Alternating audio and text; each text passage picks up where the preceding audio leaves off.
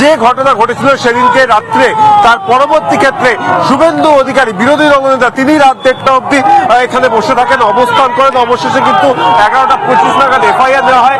এবং আমি দেখাতে বলবো একবার অমিত নাথকে, কিছুক্ষণ আগেই অমিত টপ শটের মাধ্যমে যেটা দেখাচ্ছিল যে চন্দ্রকোনা রোডের রং কিন্তু আজকে গেরুয়া, এবং সেই গেরুয়া পতাকায় কিন্তু একবারে চন্দ্রকোনা রোড ঢেকে গেছে। এবং সেই জায়গা থেকে দাঁড়িয়ে শুভেন্দু অধিকারী বিরোধী দলনেতা তিনি এই মিছিলকে নেতৃত্ব দিচ্ছে, এবং পশ্চিম মেদিনীপুরের যে বিজেপি সমর্থকরা তারা এখানে যোগ দিয়েছে। এবং তাদের যেটা বক্তব্য, সেই বক্তব্য হচ্ছে যেভাবে পুলিশ কার্যত সেদিনকে নিষ্ক্রিয় অবস্থায় থেকেছে, কার্যত পুলিশ কিন্তু বিরোধী দলনেতা তাকে বিপদের মুখে ঠেলে দিতে চেয়েছে।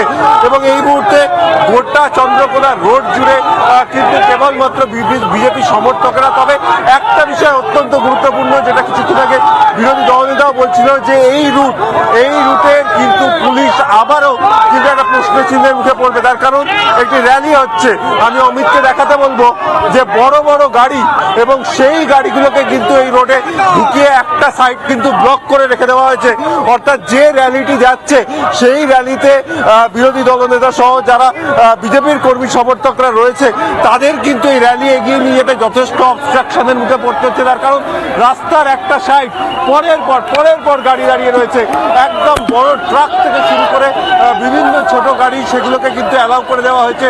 যেখানে পুলিশের কাছে ইনফরমেশন ছিল যে আজকে এখান থেকে র্যালি হবে, তারপরেও কি করে এই রোডে এই ট্রাফিক অ্যালাউ করা হলো সেটা নিয়েও কিন্তু প্রশ্ন উঠতে শুরু করেছে সন্তু।